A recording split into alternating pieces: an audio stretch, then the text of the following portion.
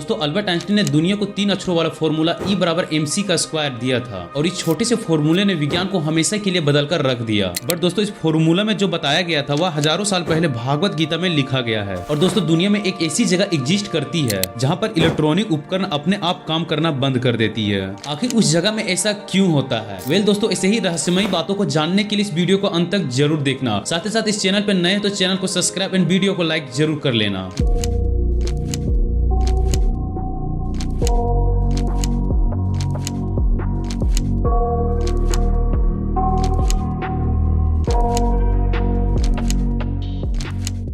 दोस्तों अगर Albert Einstein को साइंस का रॉक स्टार कहे तो यह गलत बात नहीं होगा, क्योंकि आइंस्टीन की सभ्यता का सिद्धांत यूनिवर्स के मूलभूत सिद्धांतों को समझने में मदद करती है। आइंस्टीन ने दुनिया को 3 अक्षरों वाला फॉर्मूला E बराबर mc का स्क्वायर को दिया था, जिसे सभ्यता का सिद्धांत कहा जाता है। इस छोटे से फॉर्मूला ने विज्ञान को हमेशा के लिए बदल कर रख दिया। कोई अगर आपसे पूछे कि ब्रह्मांड में कितनी तरह की चीजें हैं तो आप क्या जवाब दोगे? सिर्फ 2। पहली चीज ऊर्जा यानी एनर्जी और द्रव्यमान यानी कि मास। वही ऊर्जा को ना ही पैदा की जा सकती है और ना ही बनाई जा सकती है, बस इसे एक फॉर्म में दूसरे फॉर्म में बदला जा सकता है। आप चाहे तो ऊर्जा को आत्मा बोल सकते हैं, क्योंकि आत्मा को भी नहीं बनाया जा सकता, बस एक बॉडी से दूसरे बॉडी में ट्रांसफर किया जा सकता है। और यह बात गीता के अध्याय 2 श्लोक 22वां में बताया गया है। आइंस्टीन की सभ्यता का सिद्धांत को हजारों साल पहले भागवत गीता में बताया गया था। अल्बर्ट आइंस्टीन के अनुसार अलग अलग ग्रहों पर समय की अवधारणा अलग अलग होती है, क्योंकि ग्रहों का स्पीड टाइम से रिलेट रहता है। साथ ही साथ अलग अलग ग्रहों पर समय का मेजरमेंट भी अलग अलग तरीकों से किया जाता है। उदाहरण के लिए यदि 2 जुड़वा भाइयों में से एक को धरती पर रखा जाए और दूसरे को दूसरे ग्रह में भेज दिया जाए और कुछ वर्षों के बाद दोनों भाइयों के बीच उम्र में काफी अंतर होगा। उम्र का अंतर इस बात पर निर्भर करेगा कि बच्चों को किस ग्रह में भेजा गया था और यह ग्रह सूर्य से कितना दूरी पर है। इसकी जानकारी का संकेत हमारे ग्रंथों में एक कथा से मिलती जुलती है। इस कहानी के अनुसार रेवत राजा की पुत्री रेवती काफी लंबी थी। इसका समाधान के लिए राजा अपनी पुत्री को लेकर ब्रह्मलोक चला गया। हमारे ग्रंथों के अनुसार पहले ये सब पॉसिबल था, क्योंकि पहले सतयुग था। जब राजा ब्रह्मलोक पहुंचा तो लगभग 4 युग बीत चुके थे। भगवान ब्रह्मा के अनुसार एक युग में लाखों साल होते हैं, तो सोचो 4 युग में कितनी वर्ष हो जाएंगे। लेकिन आश्चर्य की बात है कि वह राजा की उम्र में कोई भी प्रभाव नहीं पड़ा, मात्र 1 या 2 साल का डिफरेंस आया। सेम इसी कंसेप्ट को विज्ञान आज फॉलो करता है। यदि कोई 10 वर्ष का व्यक्ति ऐसे रॉकेट में बैठकर हमारे पड़ोसी गैलेक्सी यानी कि एंड्रोमेडा में जाकर वापस आए तो उसके उम्र में केवल 56 वर्ष की वृद्धि होगी, परंतु इस दौरान पृथ्वी पर लगभग 40 लाख वर्ष बीत चुके होंगे। इसी से प्रभावित होकर विश्व के प्रसिद्ध ब्रह्म वैज्ञानिक कार्ल सेगन ने अपनी एक पुस्तक कॉस्मोस में लिखते हैं कि विश्व में एकमात्र हिंदू धर्म ऐसा है जो अपने आप में विश्वास के प्रति समर्पित है, जिसमें ब्रह्मांड की उत्पत्ति और विनाश निरंतर चल रही है। नंबर 2